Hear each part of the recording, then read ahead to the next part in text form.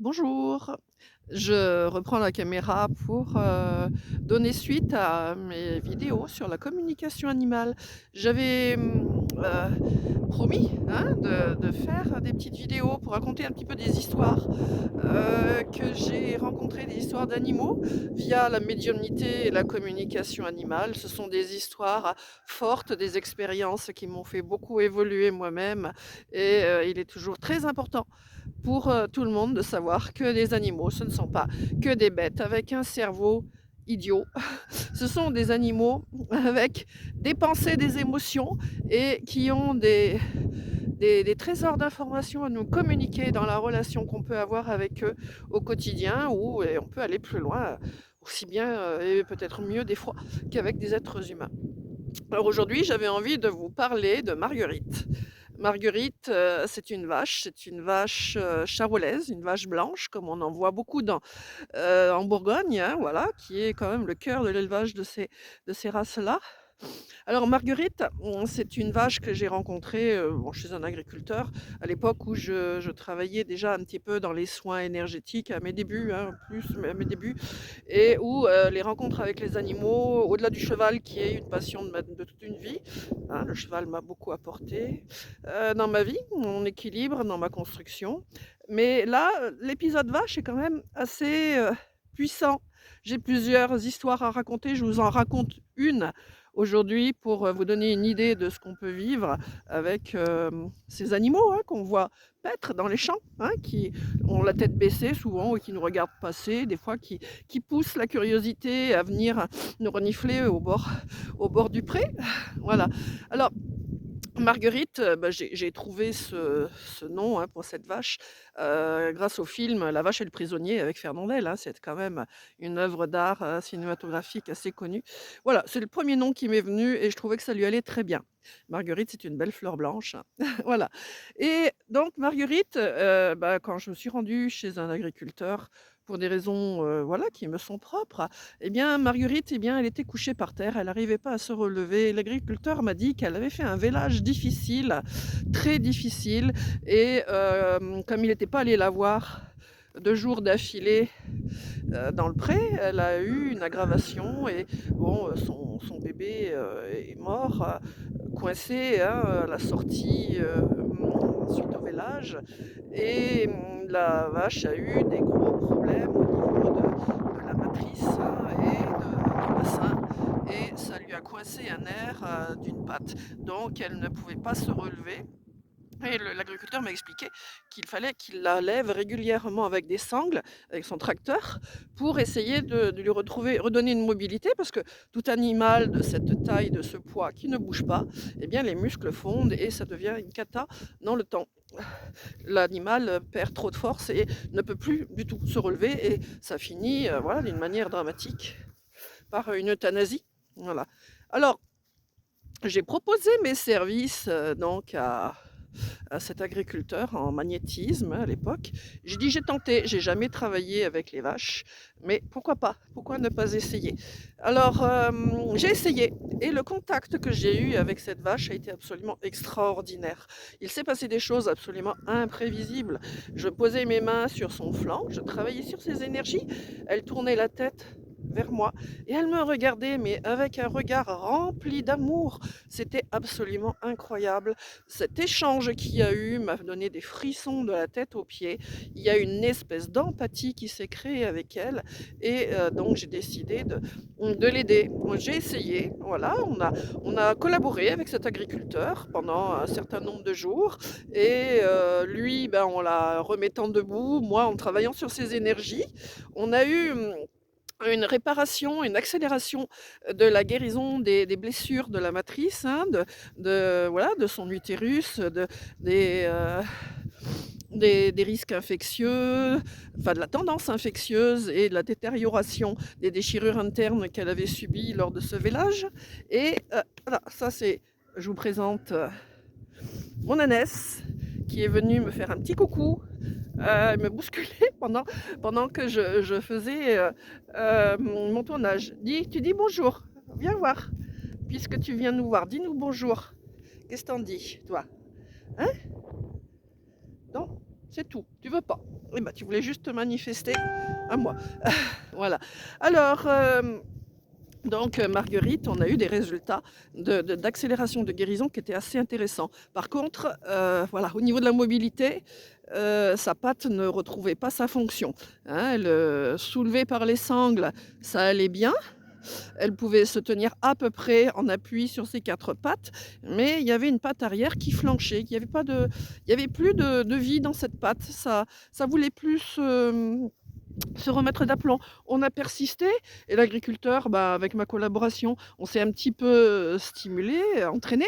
Voilà, il a trouvé une idée, c'est que la vache, plutôt que de la laisser sous le hangar dans la paille, il lui fallait un peu, vu qu'elle allait mieux, du grand air, de l'herbe. Donc il l'a transportée dans un champ à côté pour, la laisser coucher.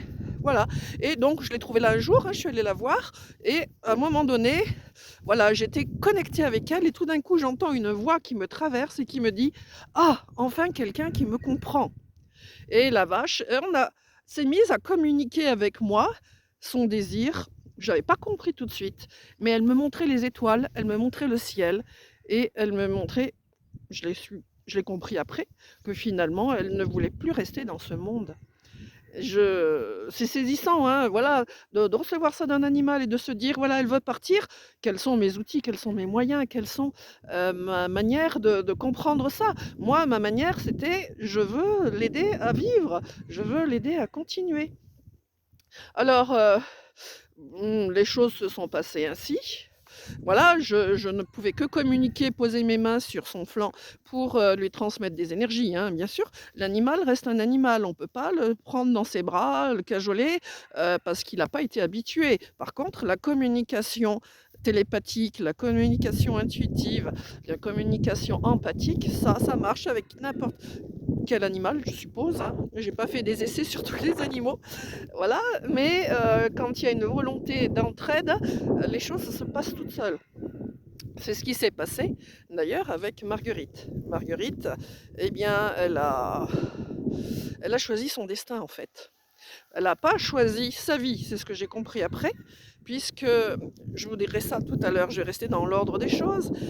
Marguerite, quelque temps après, je suis, revenue quelques jours après plutôt, je suis revenue et je suis arrivée dans la cour et j'ai vu, hem, qu'il y avait Marguerite étalée dans la cour et qui ne, pouvait plus, enfin qui était morte, voilà, qui n'était plus là et ça a été un choc parce que je ne m'attendais pas du tout à cette vision-là et j'ai demandé à l'agriculteur ce qui s'était passé. Il m'a dit que dans le pré, elle s'était arrangée pour, manger un maximum d'herbe en se traînant, hein, sur le flanc et pour se créer une, une indigestion, hein, chez les vaches, je l'ai su dans cette occasion-là.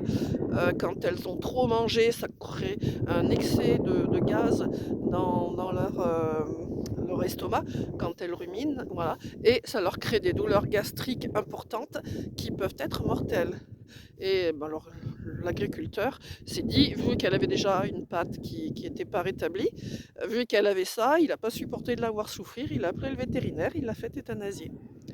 Alors, bien sûr, ça a été dur pour moi parce qu'il y avait vraiment un lien, une empathie, entre elle et moi. J'étais presque à la limite, prête à demander à l'agriculteur de l'amener chez moi dans la grange à côté de ma maison pour la suspendre avec des courroies, que je puisse, l'aider tous les jours et améliorer son état.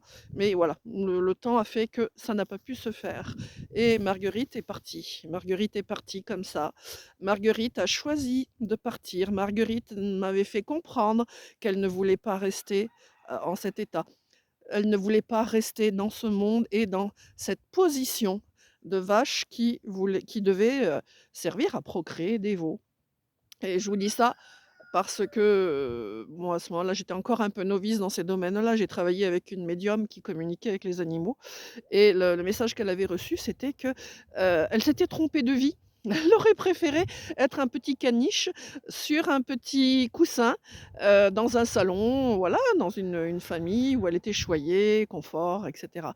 Elle s'attendait pas à être, utilisée et voilà, à être là pour procréer des veaux. Et en fait, la petite vache, quand je la regardais, elle était petite, par rapport aux autres, hein. C'était pas, vous voyez ces masses de muscles que peuvent être certaines des vaches, notamment les charolaises, hein, voilà, qui sont des vaches destinées à la boucherie, à la viande, voilà, qui sont sélectionnées pour leur masse musculaire. Celle-ci était plus gracile, plus fluette et je me dis: «Voilà, c'était ça son destin». Elle était fluette, elle était gracile, mais elle, comment dire? Elle a, elle a pas supporté, en fait, d'être, destinée à procréer, à tout va, comme ça, chaque année. Elle a choisi son destin, elle a choisi de partir. Ce n'est pas la première fois que j'ai, ce constat au niveau des animaux qui, bon, quand ils sentent qu'ils ont plus rien à faire ou que leur vie ne leur convienne pas, choisissent leur départ et s'en vont. Même si nous faisons tout pour les soigner, pour, leur faire du bien, pour, les guérir. Si leur choix est de partir, ils partent quoi qu'on fasse. Ça, c'est le côté un peu triste, mais c'est le destin de la vie ici sur terre. Sachant que dans l'au-delà, les animaux vont aussi choisir leur futur parcours de vie, vont revenir sous la même forme ou une autre forme, peu importe. Mais la vie ne s'arrête jamais là, bien entendu, hein, parole de médium, aussi bien pour les animaux que pour les humains. Voilà, l'histoire de la vache m'a apporté beaucoup de choses dans la mesure où, cette chère Marguerite, ben, revient de temps en temps en tant qu'âme de vache, hein, de temps en temps, paf, je sens une petite pression dans le dos et je capte l'image de la vache qui me pousse un peu avec une corne pour me dire: «Coucou, je suis là». Elle a apprécié mon intervention, notre échange a été très fort, il y a un lien qui s'était établi entre elle et moi. Et d'ailleurs, concernant la communication animale avec les humains, il n'y a pas que ça, les animaux communiquent entre eux.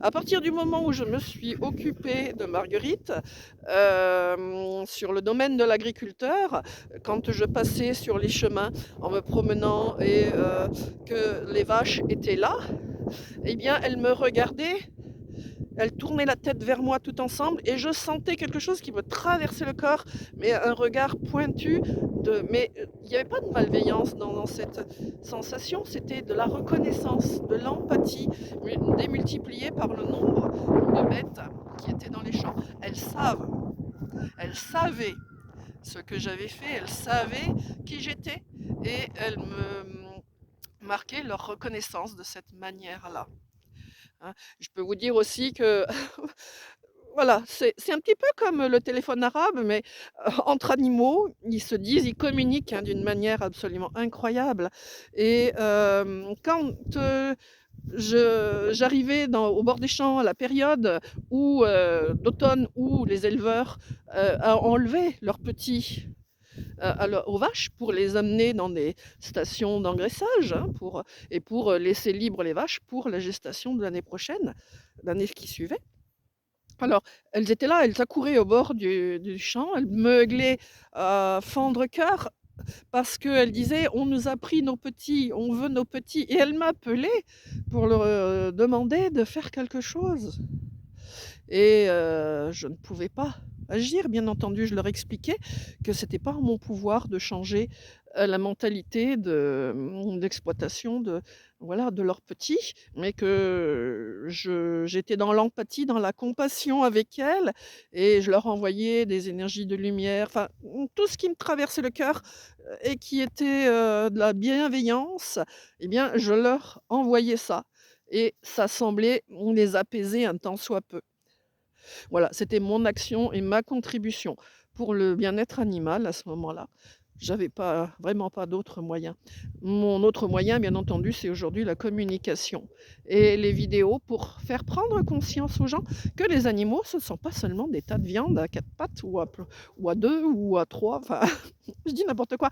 Mais voilà, ou avec juste des ailes et sans intelligence, bien au contraire, bien au contraire. Si je vous disais, les animaux avec qui j'ai communiqué, hein, il y a eu une araignée, il y a eu un lézard vert, il y a eu un rat, il y a eu, tout plein d'animaux comme ça, absolument incroyablement, considérés comme des animaux sans pensée et sans conscience. Voilà, une mouche, voilà, qui me transmet des messages. Elle est vibratoirement, imprégnée d'une énergie, d'une intention qui vient d'autres plans, hein, qu'on ne peut pas comprendre vraiment. Mais voilà, il y a, comment dire? Une raison de cause à effet, du mouvement de la mouche et de la coordination ou la coïncidence, la synchronicité, voilà, c'est le mot, avec mes pensées.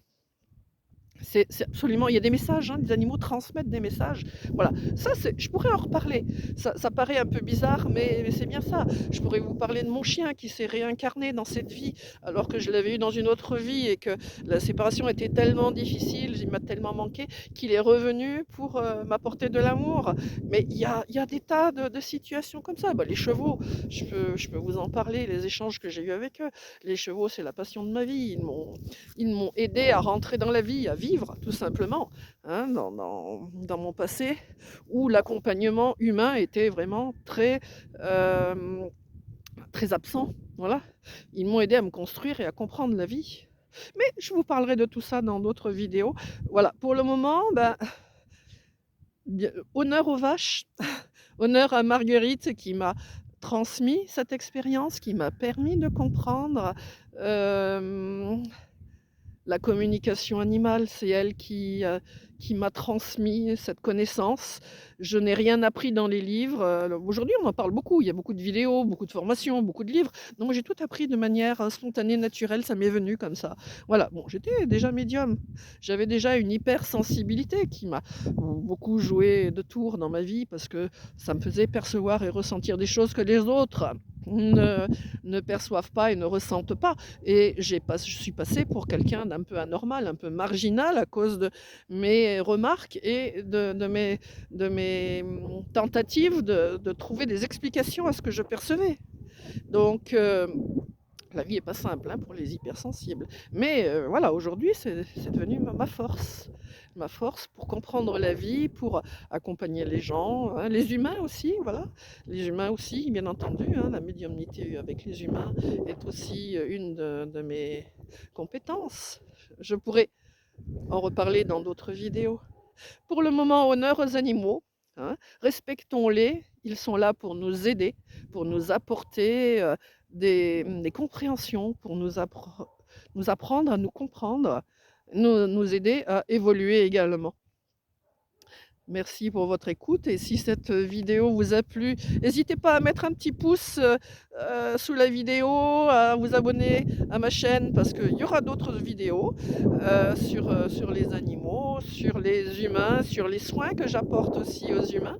Il y a des leçons à tirer d'un potentiel humain via, la médiumnité, via l'énergétique, via, les qualités et les compétences insoupçonnées qui ne sont pas développées dans notre société pour, mettre en avant des compétences qui servent à soi-même, bien sûr, hein, en premier, mais aussi, à l'humanité, mais d'une manière un petit peu différente. Je vous dis à bientôt, je vous souhaite, une, toute belle continuation et au plaisir de vous apporter et de vous présenter d'autres aspects de la vie via, ces applications que l'on appelle, entre parenthèses surnaturelles ou, d'hypersensibilité ou de médiumnité. À bientôt.